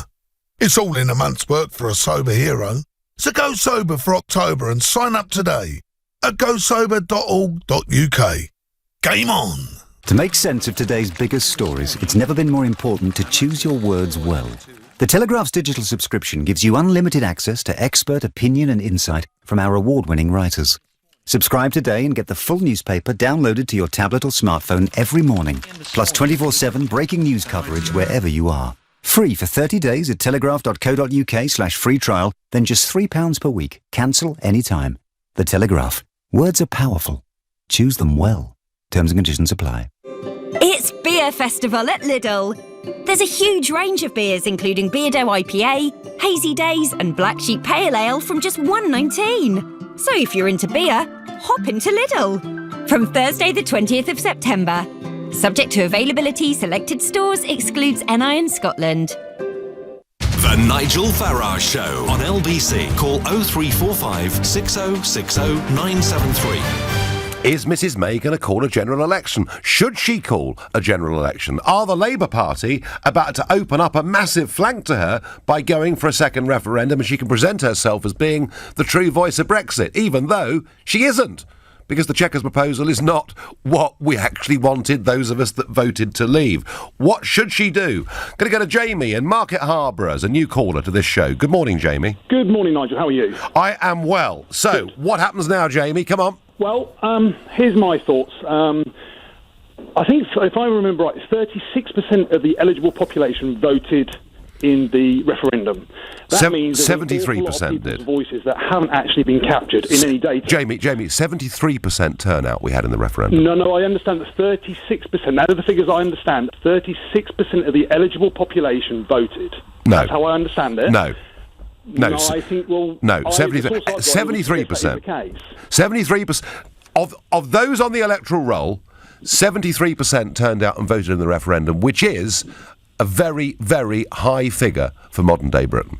I don't believe that's the case. I believe it is 36% of the eligible population, and therefore I believe it doesn't capture all the voices. And so if those voices haven't been captured, and you've got Labour have obviously come late to the table now, but if they are now saying the second referendum, which I believe is probably the right thing to do because more information is now transcribed. No. Jamie, you're off beam. Jamie, you're off beam, mate. This was the greatest exercise in democracy in the history of the United Kingdom, a massive whopping turnout of 73%. That's the number that voted in it. A quite clear division between one side and the other of nearly 2 million votes. I mean, it's over, isn't it? More people are informed. Yes, and I know that I will accept the fact that there are people hell-bent in leaving, and even if that means being worse off, I think LBC did a survey. But because they believe, because they believe in independence. But I mean, do you think, Jamie, a general election? I mean, let's say she calls a general election. Do you think that would sort this out? Well, I think should be very cautious to, because of the reasons I've just given, in the fact that you're either a Brexiteer or a Brexiteer or a Remainer, and therefore you are very, very divided. And I think that if the Labour Party do this and go for a second referendum, I think they'll get an enormous amount of support.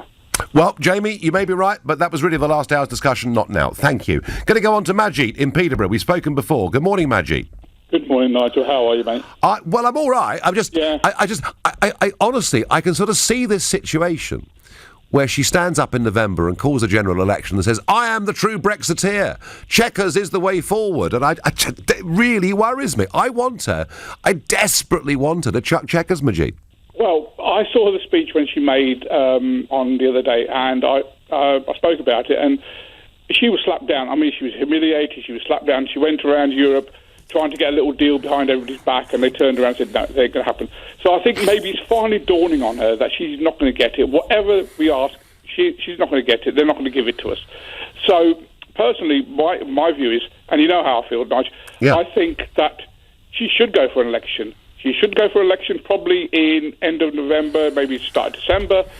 But one thing they should make clear, that anybody who stands on a ballot should make his position clear on the European Union, on Brexit, which way they stand. So that way, don't in the middle, oh yes, maybe, or maybe not. Well, you can't force this, though, can you? But what, public vote. But what, Majid, if she stood in a general election saying, I am the light, I am the truth, Chequers is the true Brexit? I mean, I couldn't vote for that. I couldn't vote for it, but the thing is, Nigel, at the moment, we are so fractured. It's clear as soon as you pick the phone up. We are absolutely split. Families are turning on each other. This is not going to die overnight. We're not going to get a compromise. The only way we're going to get a compromise, and I hate to say it will have to be election, and whether if Labour play their cards right and they win, that's the way it's going to have to be.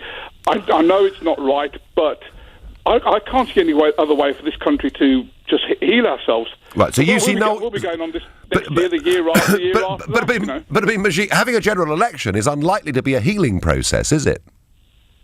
It's a lesser of two evils, I think. All right, OK, Majid, you've made your point of view. Majid thinks from Peter that we've got to do this. Now, I am going to go to Liverpool, to the Labour Party conference, to speak to Theo Usherwood. Theo, good morning. Very good morning, Nigel. So what news on the second referendum, Theo? We're all scratching our heads because, of course, Jeremy Corbyn said that he would support members if they wanted a second referendum. He was facing intense pressure from the moderates within his own party, who had managed to corral members of Momentum, who, of course, are behind his two leadership wins, and then the trade unions as well, to support a second vote. He was facing defeat on the floor of the Liverpool debate on Tuesday. There was no way around it. He had to save face and say, well, I'll hand it over to members. So then that begs the obvious question.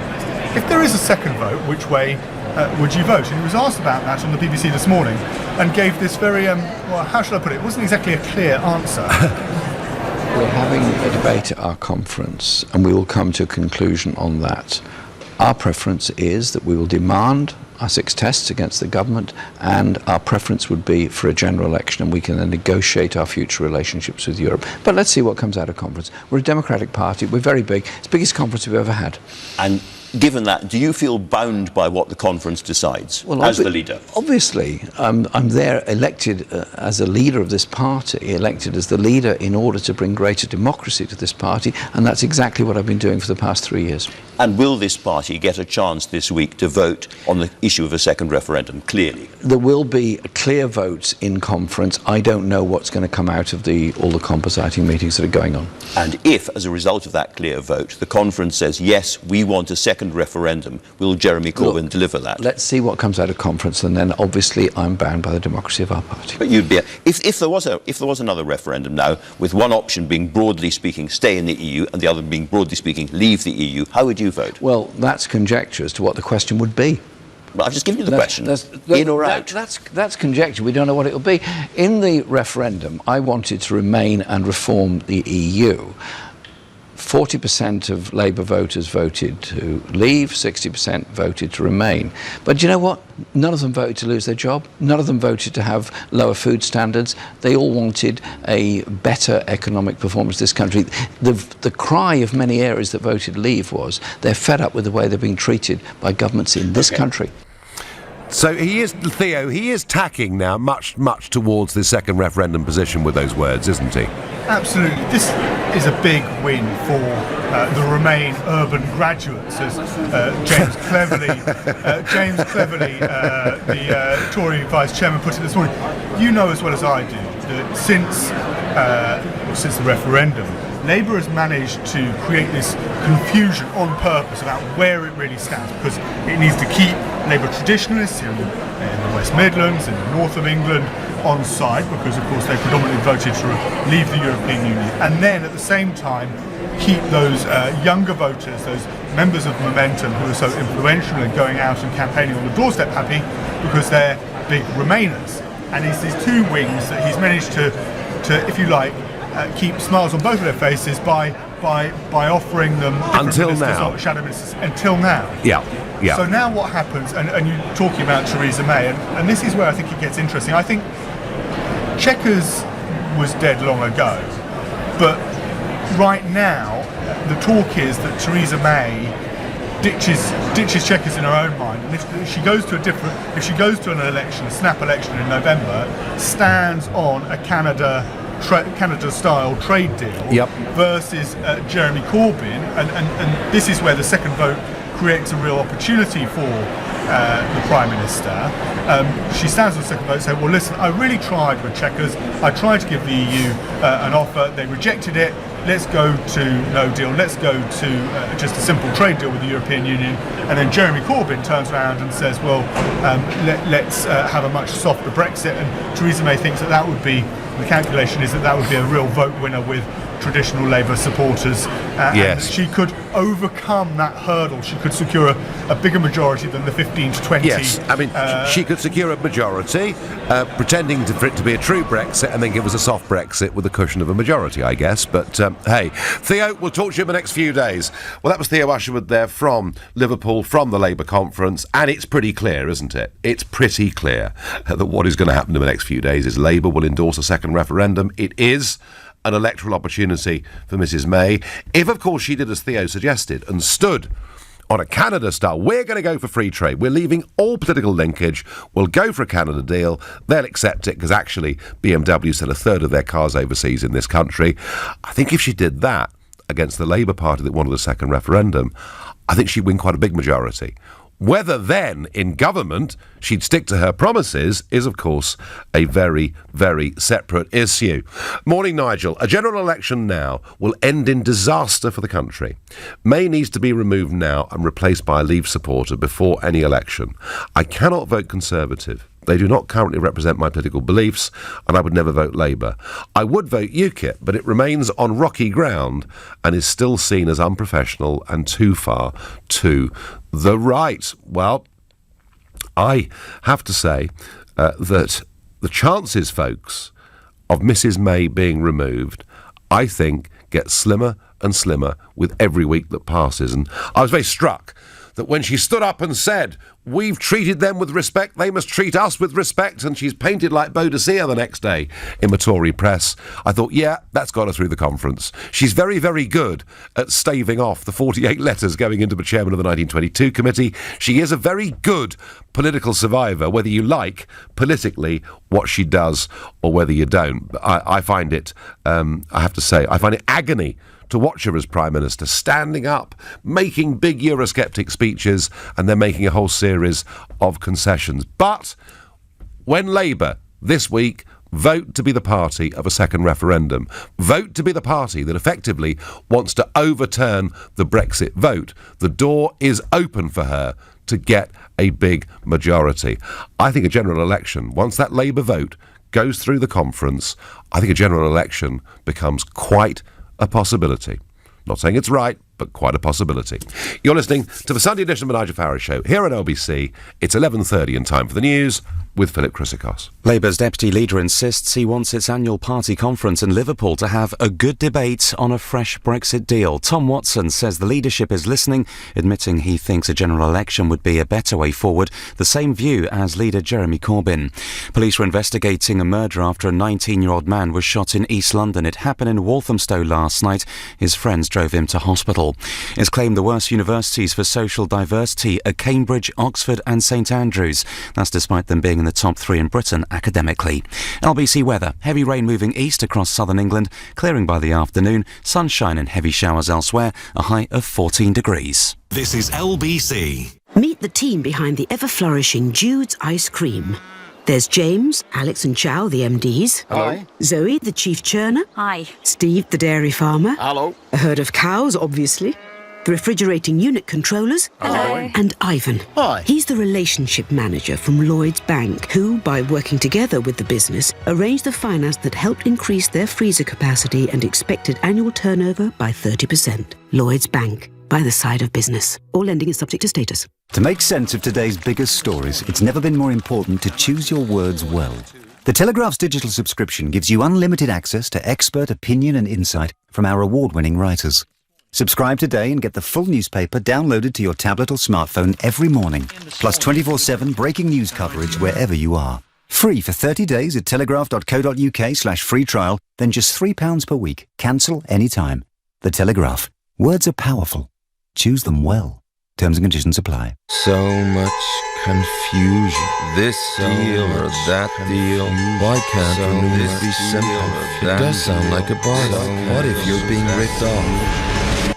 Confused.com guaranteed to beat your renewal quote, helping you rise above the clamour of comparison sites. It's that easy. Beat your renewal quote guarantee, or you'll get the difference in an extra £20. Don't be confused. Be confused.com. Full T's and C's online. Single annual policies only.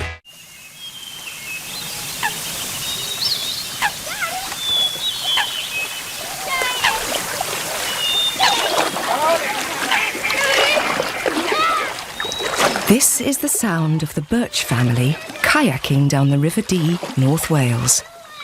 Only a skimming stone's throw away from a Holiday Inn hotel. What are you doing this weekend? It all begins at holidayinn.com. Based on Sarah Waters' best-selling novel and from the Academy Award-nominated director of Room, critics are calling The Little Stranger a spine-tingling drama. A long time ago, who was a child here? Susan died before I was born. Deliciously dark and mysterious. Will be explained. How innocent you are. Superb. One of the year's finest films. 5 stars. What happened next is a mystery to me. The Little Stranger. In cinemas now. Do you take credit cards, she says? Yeah. Like I've got a card machine in my toolbox? No one pays cash these days. I use a PayPal Here card reader. Fits in my pocket. I take cards, even contactless. With no monthly fees, job done. Get paid by card or contactless wherever you do business with the PayPal Here card reader. Now with £20 off until November the 30th. Search PayPal Here card reader. Right, you're around then. Sorry, pal, not carrying cash. Subject to application approval, terms and transaction fees apply. Days and weeks can fly by, but if you're worried it's cancer, time can slow down and almost stop. That's why, with Bupa Health Insurance, you can call us about any symptom of cancer without seeing your GP first. Depending on your cover and your symptoms, we could even refer you to a consultant there and then. Bupa Health Insurance. For living. To find out more, search Bupa. Direct access services may not be available for some underwriting methods, and you may need to provide evidence the conditions are not pre-existing. Leading Britain's conversation, The Nigel Farage Show. Tweet at LBC using the hashtag #FarageOnLBC. So does Theresa May call a snap election in November, particularly after the Labour Party will adopt this week a position to adopt a second referendum? There is still a clear majority, folks, out there in favour of Brexit. That is a fact. What are the risks of that? Well, in terms of policy, she can sell herself as the true Brexiteer, even though she really isn't. But hey, she's really good. She's really good at making big speeches and pretending to be other than she is, and every single time the Tory press fall for it and paint her out to be a heroine, Margaret Thatcher Mark II. So that bit would probably work. But the real risk is, do you remember the last election? She was 21 points ahead in the polls. And the more the public saw of her, and the more the public heard her, the less the public believed in her. She got found out by the campaign, whereas Jezza went round the country like a sort of cool family uncle, offering money to students and to everybody, and he was kind of the cool kid on the block. When it came to the last general election campaign, Corbyn did well, May did appallingly, and that would be the biggest risk of this, that once again, in personality terms, she gets found out by the campaign as just being too wooden. Kevin on Facebook says, who do we vote for to ensure leaving the way we voted? Well, Kevin, that is the problem. But if this general election does come, that is exactly how May will position herself. Now, Kevin, let me say this to you. If she dropped Chequers and did, as LBC's political editor Theo Usherwood suggested a few minutes ago, go for free trade and no political linkage, then Kevin, she would be appealing directly to you. She would be saying, I will honour the Brexit vote in every way. Whether then once she's got a comfy majority, she turned her back on that remains to be seen. I do have a huge problem believing what she says. Gina thinks Mrs May's got to get on with it and move quickly and swiftly in the interests of the country. Others feel very differently. May should resign now. I want a Brexit voting leader of the Tory party to take over, negotiate a free trade deal, and hold a general election on a full Brexit manifesto. I can't vote Conservative if May is leader, and that's the problem. Too many people simply just don't believe in her. On Twitter, I get that Conservatives dare not call an election, at least until they have the boundary changes implemented. Well, of course, the boundary changes would mean that each seat in Westminster was represented by pretty much the same number of constituents. And at the moment, Labour have a very, very big advantage here. They have to get fewer votes per MP than the Conservatives do.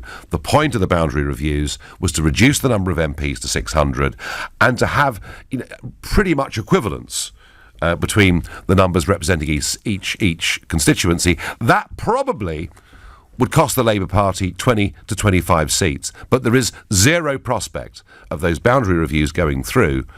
Zero. Before any snap election happening in October.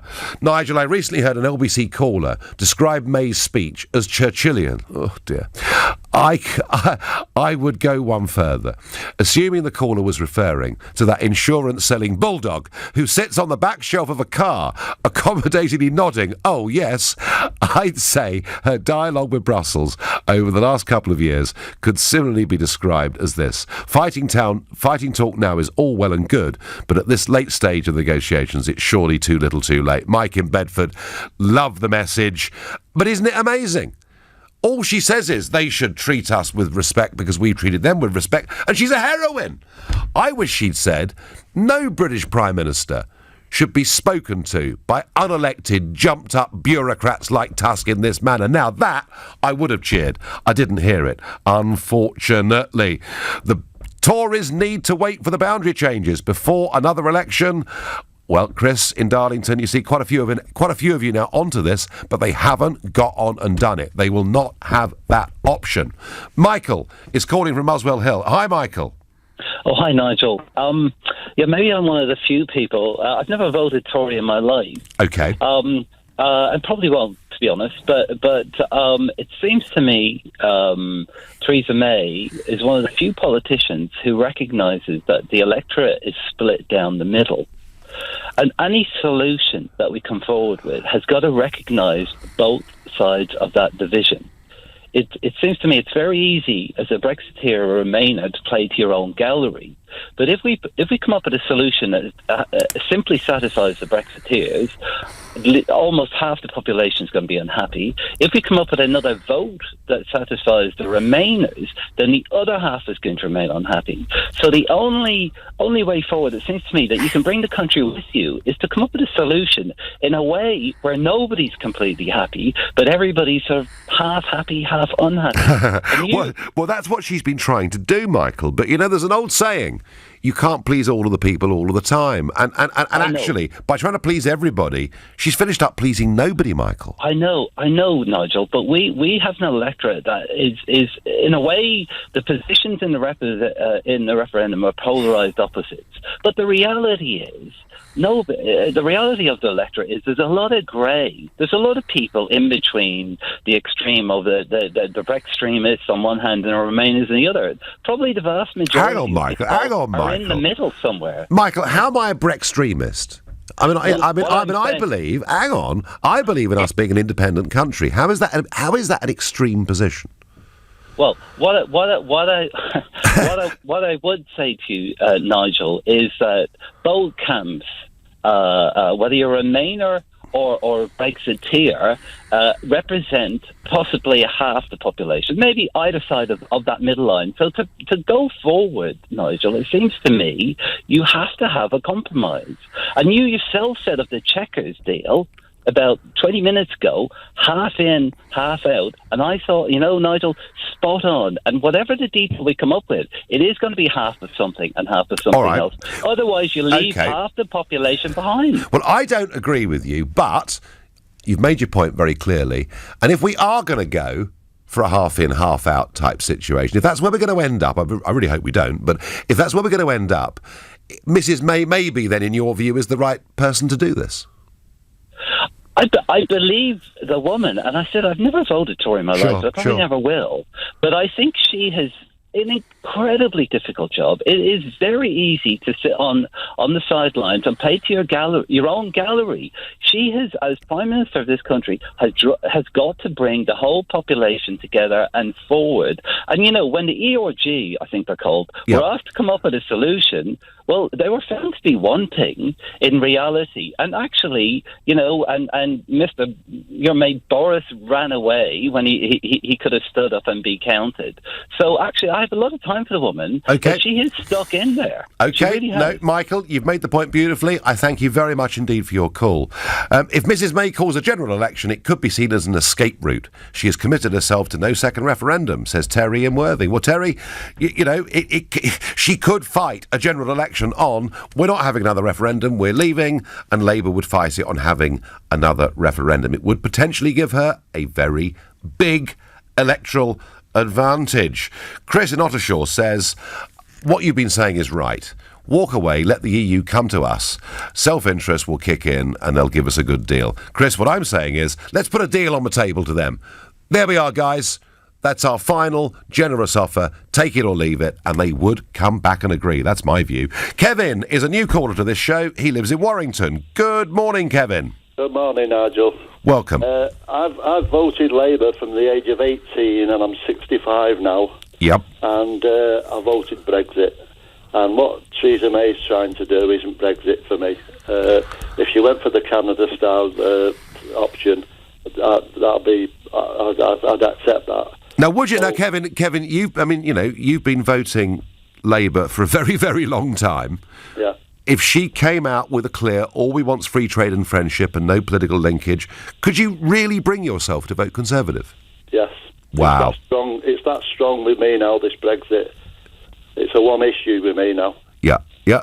Kevin, I think there are potentially 2 or 3 million of you out there. I think there are 2 or 3 million of you out there who have naturally been Labour, but this is now so important. But Kevin, she's got to clean her act up as far as you're concerned as a Brexiteer. Oh, yeah, definitely, yeah. Do you think she can do it? Well, not really, no. I think she's really a Remainer and she's trying to appear as a Brexiteer, but she's not. I think really she needs to go.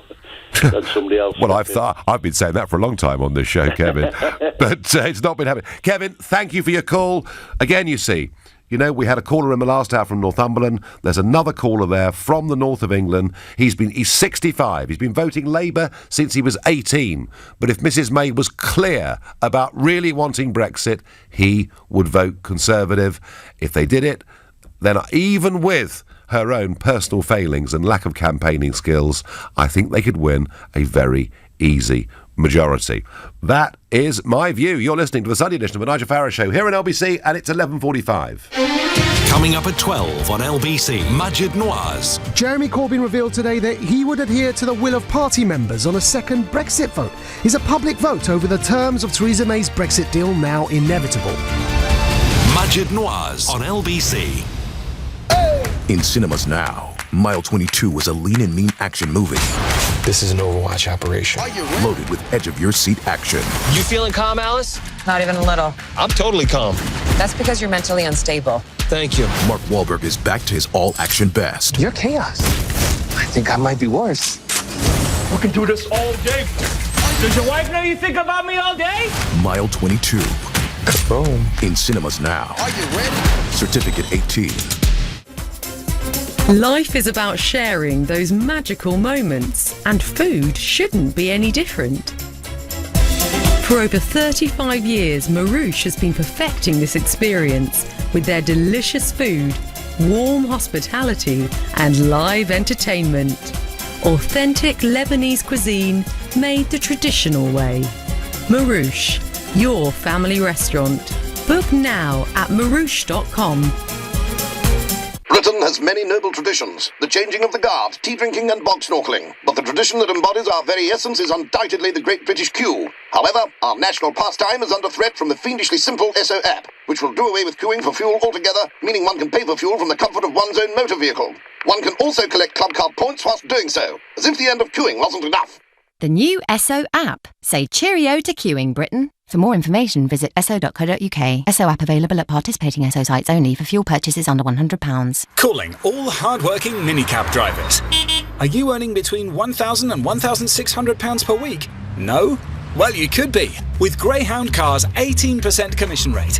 As part of a pooling group of 45 minicab companies in London, we have high demand and are now offering 18% commission deals for new drivers. We allocate each job within 5 seconds to the nearest available driver, so you spend less time travelling to jobs and more time earning money. Apply today at greyhoundcars.co.uk. To make sense of today's biggest stories, it's never been more important to choose your words well. The Telegraph's digital subscription gives you unlimited access to expert opinion and insight from our award-winning writers.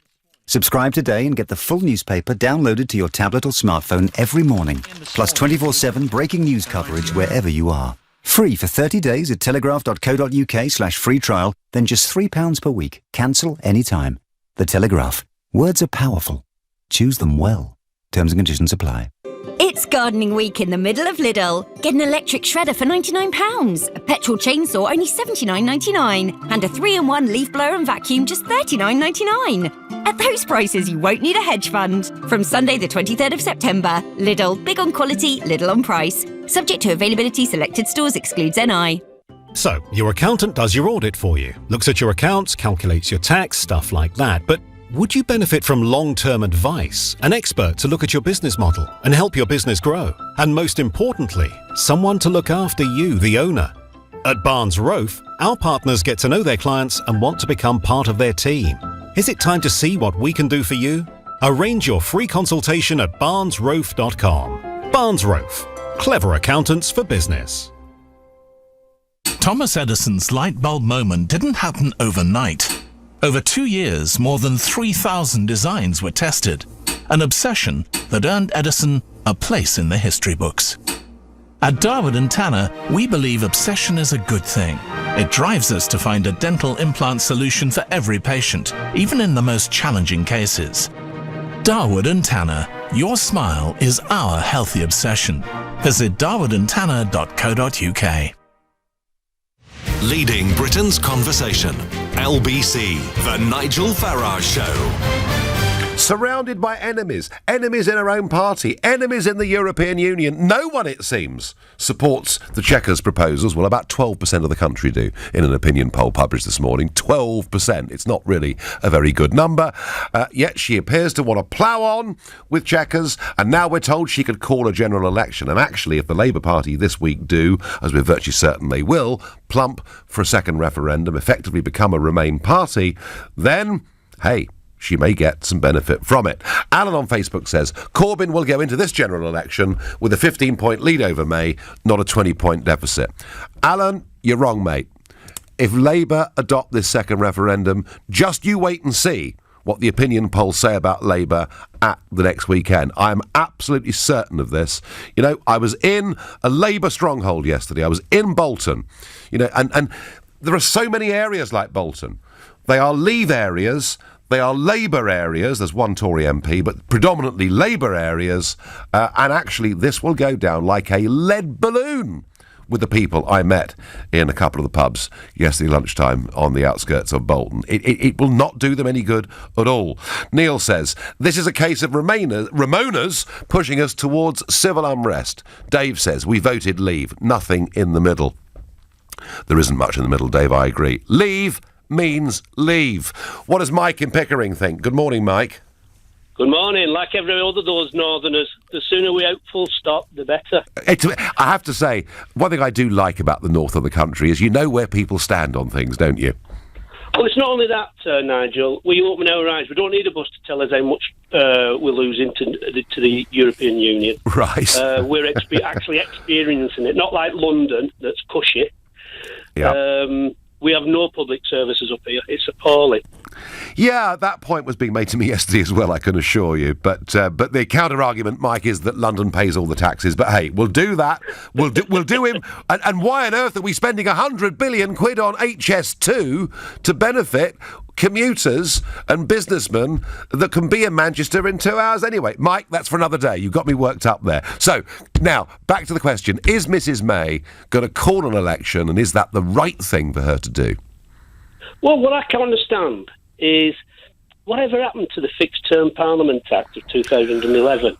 It's still in place. It's still in place. So for this to happen, she would need to get 2/3 of MPs to agree. But the Labour Party, of course, would agree. And if it was Conservative Party policy, they would agree. So this Act of Parliament is there, but it doesn't really mean that much. Well, it's not only that. I mean, those who wanted to leave, like Jacob Rees-Mogg, etc., need to move quickly now and call a bluff or call a motion of no confidence against her. But you still need a fortnight if, kind of majority of MPs want another election. So that's 14 days. Yeah. You would be well over November. But there's a lot more to this. I was listening to John McDonnell yesterday. Yep. And I think Watson needs to be careful what he wishes for, extremely. Because you were right in your article, absolutely right, that you can't nationalise the railways if we're still in the EU. Yeah, no, I made that point. You're absolutely right. And this is one of the bizarre things, that there are so many things that Labour appear to want to do that you could not do as EU members. No, I get that, Mike. I do get that. So how do we... so where do you, Mike, from Pickering, how do you see this Mrs May talked about impasse between her and the European Union, but this deadlock in British politics, how's it going to get broken? First of all, she admits a mistake. If Brexit means Brexit, she's true to her word. Yep. She just leaves. Yep. Then she just goes with it. Kind of everything. She just comes out WTO completely. Because Brexit means bumbling Westminster, and you don't want to leave Westminster in charge of Brexit any longer. We just leave. Would an election, Mike, on a manifesto that you agreed with, would a general election sort this out? No. But more to the point, I agree with McDonnell that we need to nationalise the railways. Okay. Now, the East Coast main line worked brilliantly when they had to withdraw. Yeah, a lot of people say that. I've never been greatly in favour of nationalisation. I generally think the state does things badly, but that argument on the East Coast line has been made. Mike, thank you, and Mike pointing out that so much of party manifestos can't be done if you're governed from the European Union. Peter says, I hate the Conservatives, but I will vote Conservative to save the country, i.e. to deliver Brexit, if Labour is for Remain. I will never vote Labour in that case. Nigel, please let Labour leaders know how many Labour supporters feel this way. Peter, I have been trying to do so for some time. I'm staying in Yorkshire. I'm going to Hull to speak to Angus, a new caller to this show. Hi, Angus. Good morning to you, Nigel. Good morning and welcome. Nice to talk to you. Welcome. Alton Brighton Howden, actually, is where I'm from, East Yorkshire. I was with your member. You were with Parliament. DD yesterday, I weren't you? was. There's quite one or two entertaining photographs in the newspapers of us today. But so Angus, what's to be done? What should the Conservative Party do? What is Mrs May's next big move? Very good question. Very good question indeed. I mean, I think, Nigel, and I agree with many things that you say, there's got to be something clear on the mandate if we're going to go to a general election. Yes. I think what you said, I completely agree with. Get the people on your side. The people voted for this, for goodness sake. Twice. And, yes. Twice. And be clear about what the mandate is. It could be, the Labour Party could be opening up a great opportunity. If they vote for this thing today or over the next couple of days at the Labour Party conference, to offer a second referendum, and quite rightly, it's not a people's vote; it's a corporate vote from people who don't see, and don't want to trust the people of this country. 17.4 million people of them who voted to leave the EU. Yep. We need a clean Brexit. And if the Prime Minister, if she remains in place, goes to the country on those kind of terms, Nigel, then there's a chance of a decent general election victory, and to honour the vote, because as we know, if we don't honour this vote, the biggest popular vote we've had probably in our history. Angus, what it does, I mean, I've got a message just come in here as you've been speaking to me from Charlie on Facebook, who says, we had a democratic vote, the result was leave. If we don't, democracy is dead. It's a fair point, Angus, isn't it? It makes a complete mockery of our democracy. And, the Irish have been bullied into having a couple more votes. The Danes. We surely... It reminds me, Nigel, of a film I saw early in the summer. I took my dad to it, called The Darkest Hour. Yep. When Winston Churchill was being told, we're too small, we're too pathetic, we're too this... Let's do a deal with Hitler. That was the establishment view, wasn't it? Hitler. Yeah, that's right. Yeah, that's right. Absolutely. That's what they wanted. And luckily he didn't. There are times to be brave, there are times to go it alone. Angus, great call. Thank you. On Twitter, I get Chuck Checkers. If she chucks it and goes for Canada, then unpopular or not, she would gain a majority. And I have to say, I think that is absolutely true. I wouldn't trust her, of course, having been elected, to honour it, because I don't trust her one bit after her performance as Home Secretary and Prime Minister, but I think maybe Labour is about to really give her a huge electoral gift. My last caller on this subject this morning is Chris, who's calling from Barnet. Chris, what does Mrs May do now? She will... What she should probably do is she either step down 2 weeks after the 29th of March, or if she doesn't get any sort of when they come back, it's in a few days' time from the recess. It's a few days' time, isn't it? Yep. Back to Parliament. If she feels that she doesn't have her work, feels that she's not backed by more than half of our party, she might step down in the next 2 weeks. Oh, but she's not going to step down now, Chris, and cause a leadership crisis right in the middle of the crucial phase of trade negotiations, is probably she? not, no. I mean, that isn't going to happen. But she probably wants to. Well, I don't know. Chris... Oh, hang on, because what it is that... you become... you become a cult figure over the last 10 years. Right. And the thing is, I'm a Remainer. I see that there's more losses than gains when we leave on the 29th, because all the deals have to be done by next month, don't they? Chris, what price independence? What price freedom? What price running our own country and not having those awful thugs and gangsters telling us what to do? Chris, I'm out of time. I'm sorry. We could continue that for a lot longer. But we are finished. We are out of time. Fascinating. Will Labour vote to endorse that second referendum? I believe they will. I think it'll damage them hugely. You've been listening to the Nigel Farage Show here on LBC. I'm back tomorrow night at 6. This afternoon at 3 o'clock it's Ian Payne, but up next it's Majid Nawaz. Thank you, Nigel. Coming up, Oxford and Cambridge languish at the bottom of a university's guide's new social inclusion table based on 6 measures, including the proportion of working class, ethnic minority and mature students. Are our top universities failing our minorities and vulnerable members of our community? Before that, 1 million documents detailing the Syrian government's systematic torture of opponents have been archived at a secret location in Europe. Some carry the signature of President Assad himself, who now looks set to remain in power. What